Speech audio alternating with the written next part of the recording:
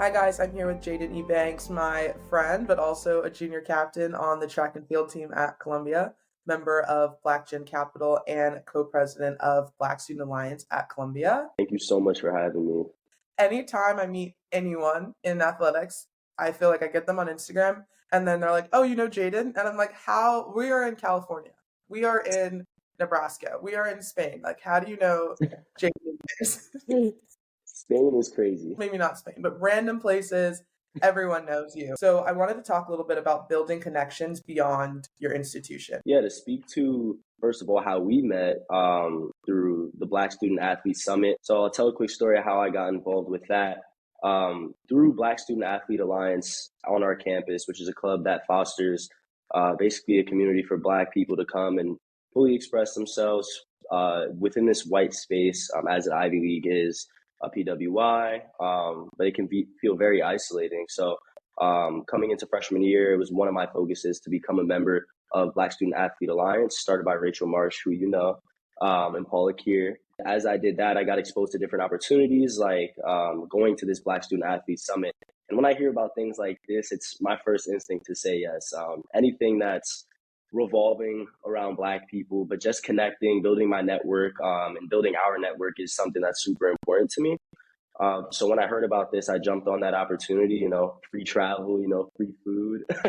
For me, it's, all about using my resources, saying yes to as much as I can, knowing that I shouldn't say yes to everything. I don't spread myself thin, but, if it's for my growth, for our growth, it's something that's super enticing to me. Yeah, I love that. So, like the Black Student Athlete Summit is definitely one where I think it's very social but also empowering. Specifically, like Ivy League student athletes this year, I feel like we really became kind of this little friend group throughout that weekend. And Did it's even extended now. Like we still get those like Merry Christmas and little happy birthday Yes. texts.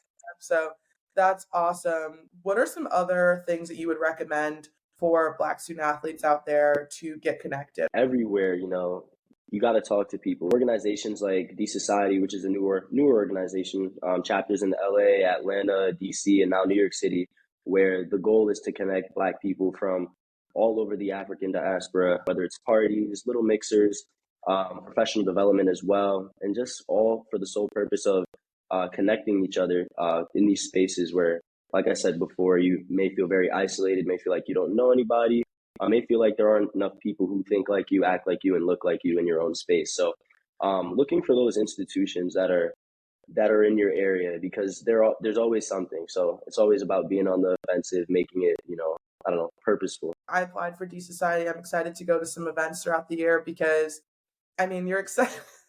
You're excited too because like the post grad life is scary, and I think so many of us end up going to bigger cities, especially being a minority. More likely that you'll find other people like you, and so D Society or all the other ones that are kind of popping up now are really big opportunities to meet people. Exactly. And I think what's so awesome is that we're so busy, focusing on our academics, for us, focusing on our athletics, that it's so oftentimes that, at least for me, I stay within the Morningside Heights bubble, the Columbia bubble, and I don't branch out to other parts of the city. And, although it's a New York City chapter, Princeton students are now applying. So now there's talks about making it even bigger. So this is how it starts. It's an exciting vision. I'm just super excited for where it could go. And I'm so glad that people from all around are trying to get involved. Issa Rae talks about networking across, like rather than up or down. And I think that's so true.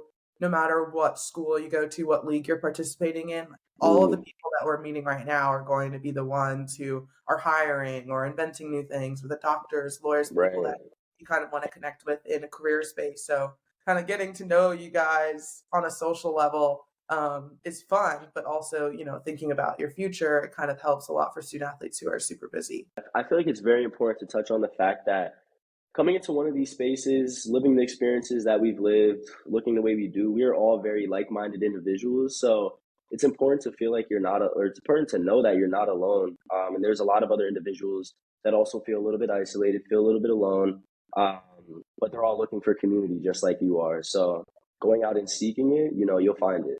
I'm thinking of the student athletes who are just thinking it's already hard enough to make relationships at school, right? Like it's such a Mm, common thing sometimes where you meet someone at a party or in class or whatever, and then you see them on campus and you don't even really say hi. You don't really make a real Right. relationship.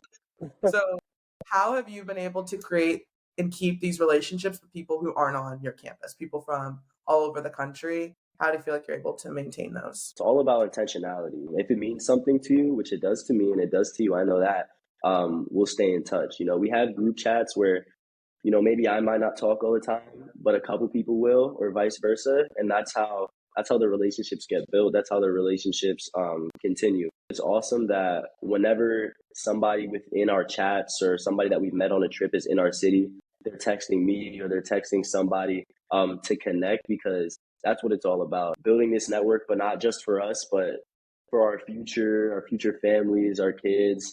I went to Yale for a track meet a couple weeks ago. And when I was there, I connected with Benny and Mason. Shout out to them. Oh my god. Two great guys at Yale on the Yale football team. I had the privilege of speaking to them for about, I don't know, a few hours, just catching up, talking about our past trips, hanging out. And I think getting into those spaces and being intentional about hanging out is, I don't know, it makes you realize why you go on these trips, why you go out and seek these opportunities, why you seek friendships with like-minded individuals, people who look like you and what you've been through. So it's super important. And I don't know, I think it's just innate for us to seek these relationships.